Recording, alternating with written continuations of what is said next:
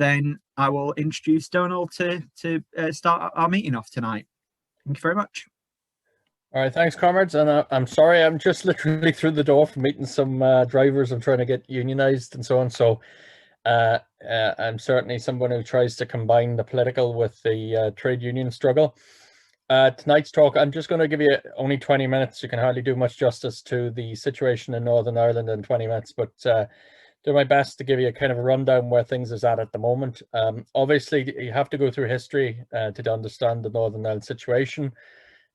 This year, Northern Ireland, in fact, next month, is 100 years old, and it was established through War of Independence, and it was a carnival of reaction, as Connolly put it, and it certainly was. Both sides of the border, you had reactionary states breaking the unity of the working class on the island, and also driving a stake through the heart, really, of opportunities to bring forward workers' unity in the north, which is where it was most problematic. The result of partition really was that there was established a Protestant state for a Protestant people, as it became known. From the very start, it was birthed in pogroms of workers, Catholics, and also socialists were expelled from workplaces across Belfast. There was a civil war situation. A lot of people were killed. People used to build pathways through houses in working class areas so they wouldn't get shot by snipers. Such was the sort of internecine sort of warfare that was ongoing. Outside of Belfast, there was the development of the A specials, the B specials, and the C specials. And they were graded in terms of their brutality, with the A specials later becoming the police, the RUC. The B specials became like a paramilitary section of the British Army eventually through the UDR and then the RAR. And the C specials were disbanded as early as 1925 because of their brutality. So it was a very rough situation, and Catholics certainly became an oppressed minority in Northern Ireland.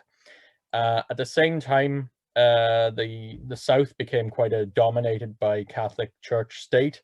From the start, Fine Gael was quite a right-wing party. It was the leadership of the IRA split away to form to take forward and form a bourgeois state of their own, so that they ended up with the home market, and then the problem became how they would interrelate with, say, the British market and so on, which still predominated. So there was problems either side of the border, and even with the coming to power of the other side of the IRA of the 1920s, Fianna Fáil, when they came in, they also went the same route. So you ended up with a very divided across the border society, where socialists in particular were not exactly welcome in any sense to even find work. And the likes of Canon Charles McQuaid, who was the Archbishop in Dublin, used to have files on anarchists, socialists, Republicans, and anyone else that they could find, so that they wouldn't get a job and they'd have to emigrate. So that's the sort of way you had in the South to keep people like us out of jobs. In the North, there was also emigration, and because of the inequality facing Catholics in particular, the dynamics of inequality were maintained over time, despite the demographic shift that was already happening early in the 1920s. We then had in Northern Ireland like a 50-year period of one-party rule by the Ulster Unionists of the day. In that, this was concretized as discrimination against nationalists. There was obviously the border campaign of the IRA. There was also campaigns during the war. There was some degree of Trotskyism that impacted Ireland as early as the 1930s, at least. But it really, in Belfast, there was a certain amount of independent activity of socialist, of a Trotskyist persuasion in Belfast in the 1940s, including leading up to strikes, which were against what was the Comintern policy at the time. So there was a lot of interesting stuff went on in the 40s, but really the dominance of the Unionists was maintained through gerrymandering of electoral divisions. And it really wasn't until the 1960s that was challenged in any meaningful sense. The challenge occurred through the civil rights movement of the late 1960s, early 1970s.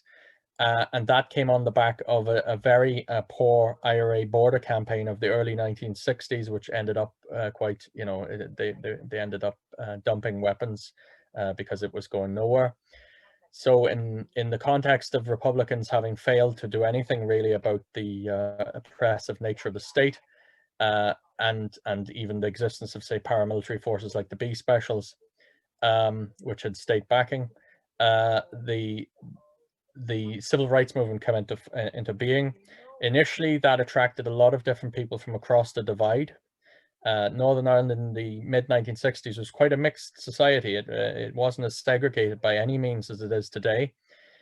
And the initial civil rights movement could have actually achieved something possibly if it had kept from going down the sectarian division route.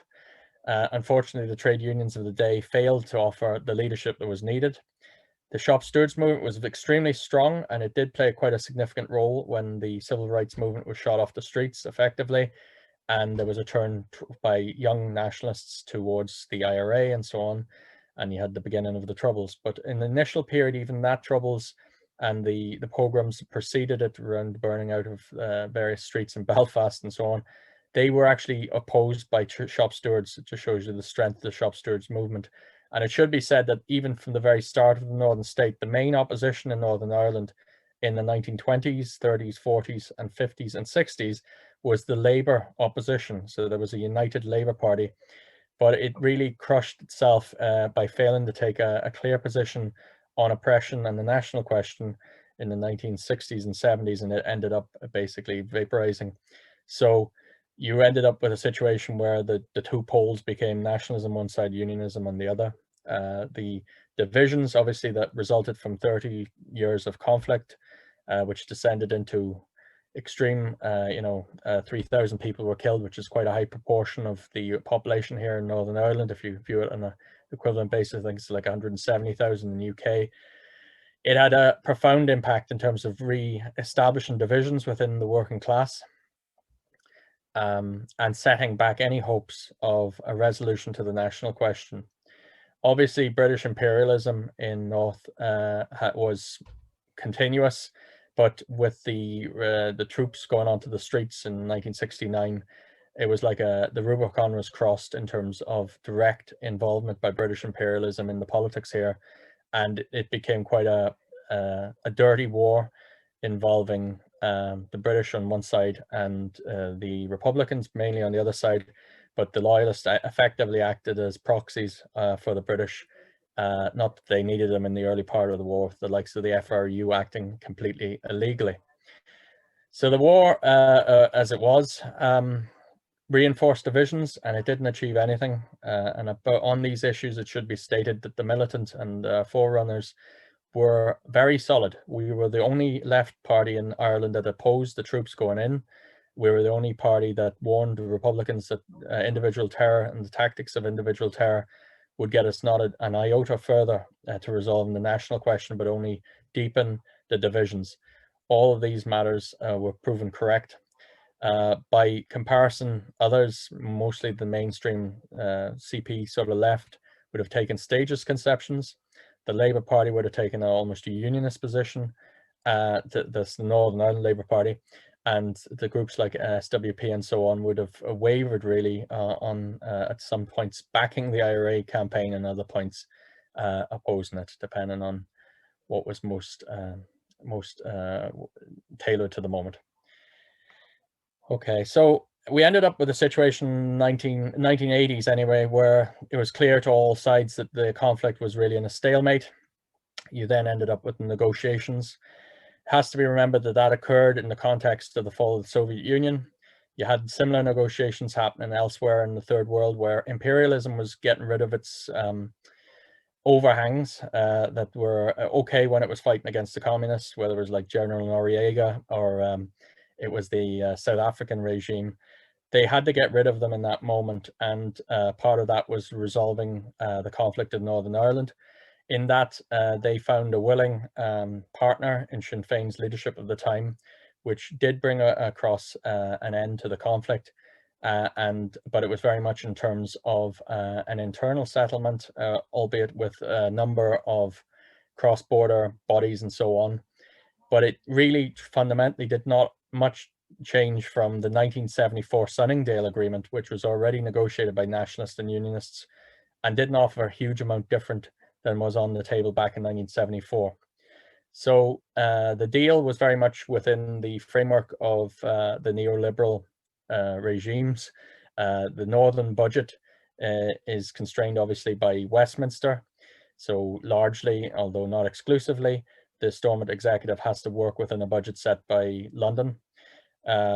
Then they also have limited powers to take on changes. There are some areas which they do have powers, but it has to be said that the 20 years since the peace process, or 25 near enough now, we've really not seen much in terms of imaginative or progressive government here.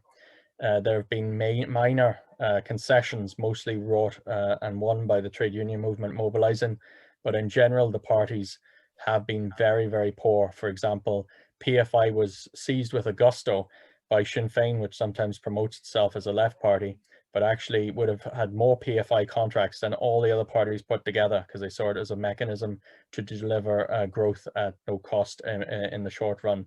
There is certainly no socialist policies really at the heart of Stormont.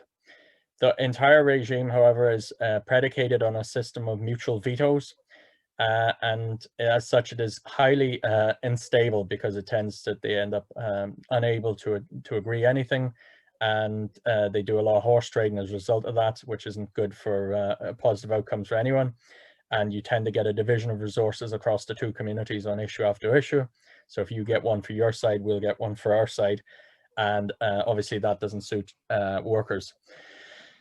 Having said that, it's quite weak. Whenever the trade union movement has effectively mobilized, we've seen the parties in Stormont either collapse the executive or back down on issue after issue. It's quite consistent. It's a very weak regime, and in both cases it's like a dual party system. So Sinn Féin and the DUP are currently in government, but they're always looking over their shoulder at the SDLP on one side and the UUP on the other side. And in the middle, you have the neoliberal Alliance Party, which is very similar to your your Liberal Democrats in England. So we had a 3-year suspension as a result of that, ending the very end of 2019, early 2020. And I have to say it was quite decisive, the NHS strike here, in terms of forcing the parties back to the negotiating table, to actually force them to form a government so that they could bring forward a pay increase for NHS workers. And it has to be remembered that Northern Ireland pay rates were allowed to fall way behind even those in England and Wales by the executive, by various parties in various times, and that this led to a major crisis in our NHS here, which so far, aside from that, hasn't really been as privatized as much as it has been in England there. But it just shows you the sort of dynamics at play. The trade union movement here has definitely almost the unofficial opposition to the parties, because we don't have anything like a big Labour Party. We don't have any major cross-community parties which represent the working class. Ourselves would probably be the main. I'm the only cross-community Labour elected politician in Northern Ireland. There is no others.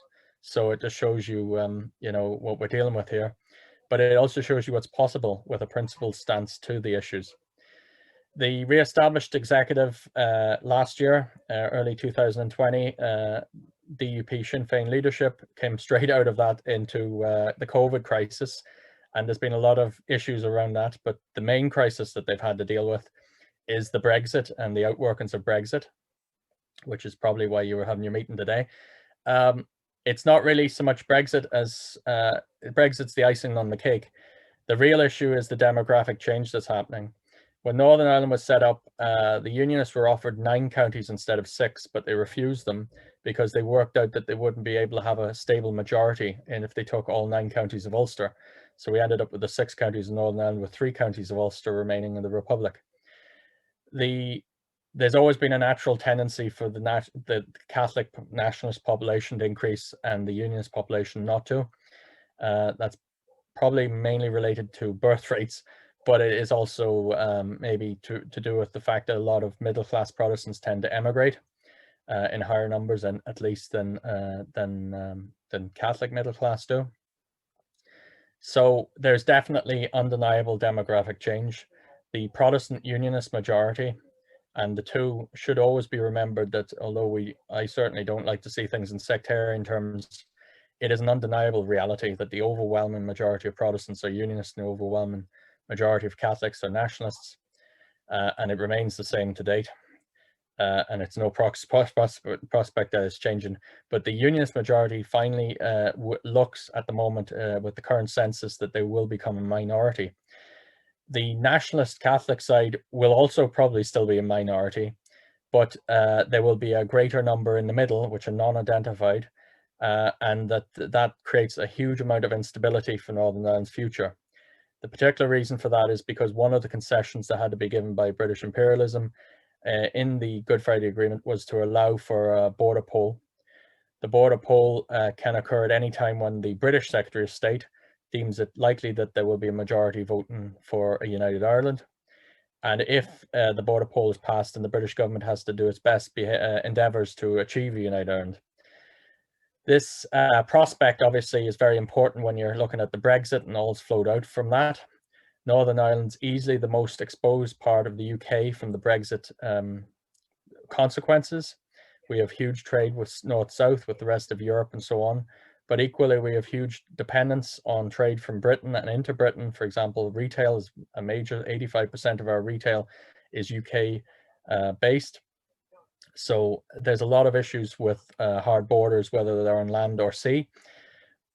There's effectively, because of the Northern Ireland Protocol and the fact that the Conservative government effectively dumped the North into the EU single market and conceded that they would have to put on customs checks on goods moving from GB to Northern Ireland.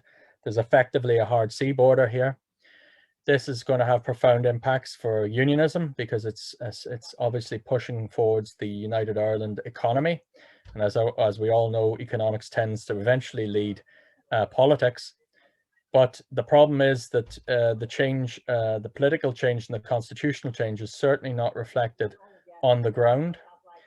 There's a growing disillusionment of Protestant working class areas, which are mostly in the northeast of the Northern Ireland, with every form of politics going, especially with the DUP.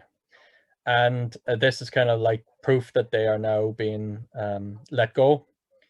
That is, along with other factors I won't go into, that has led to riots in the streets and attacks even on workers represented by our unions. So this is becoming, I think it's becoming quite clear what sort of we stand on the brink of, you know. So I was talking to one of our comrades over here today, and he said that, you know, it seems like we're into the end game, in the sense that the end game for us, because of the chronic, intractable nature of the community divisions here, may well end up with a very nasty conflict, worse and maybe shorter, but worse than the last one, leading to a repartition. And that's, we don't obviously want to be forecasting these things, but that's very much what we face. I think in many regards, there's genuine, intractable divisions here. And if the powers that be push a united Ireland on the back of a border poll, and it could happen, that you could see things become quite hairy. The main problem really is because, from a socialist perspective, the way to resolve the national question in Ireland is to unite the class. To unite the class to fight imperialism and to fight bourgeois Irish nationalism. So as a priority, our tradition sets the priority on maintaining the class unity. So we support anything that brings together workers in struggle, but we oppose anything that threatens to divide workers. And the border poll being pushed as per the GFA, which let us remember is an inter-imperialist agreement, really is not a mechanism to unite workers. It's a mechanism to attempt to stabilize agreement back in 1990s. And I don't even think it's necessarily a mechanism that offers much hope for bourgeois nationalism in the 2021 period. So There are some on the left who will say that, you know, United Ireland can be achieved through these means. We don't totally discount the possibility that there could be a United Ireland on the basis of profound change. It is a possibility, but I think it has to be said that the overwhelming likelihood at this stage is that the intractable nature of divisions would mean that any move to address, like in a stages way, a United Ireland now and then socialism down the road, would only lead to conflict. And when you're talking about a conflict which leads to repartition, which is the only conflict I can see coming because of the geographical segregation of the communities, those sort of conflicts are really, really nasty, because you fight for every field by killing the people that live in those fields. That's how they work out. So this is quite a dangerous one. We're in a dangerous situation. I think there are a lot of left-wing groups which are taking a very loose and fast approach to this issue. But what we have to do as a small group is to reinforce at every opportunity and intervene at every opportunity to talk about the need for class unity, to talk about the need for socialism, to stand against paramilitarism, to stand against state repression, and to stand against sectarianism. Because only an international socialism can, I think, resolve our problems. And I think to go back to the very start, which is where I said I was elected, I think if someone like me can be elected standing clearly on that sort of program in a rural town like Enniskillen, then I think there's hope actually to make those sort of arguments if enough people, committed socialists, step up and make those sort of arguments. So that's the task for us now. We've got to try and fight as hard as we can to win the space so that we can unite workers in struggle and avert what I think bourgeois nationalism and imperialism offers. Thank you.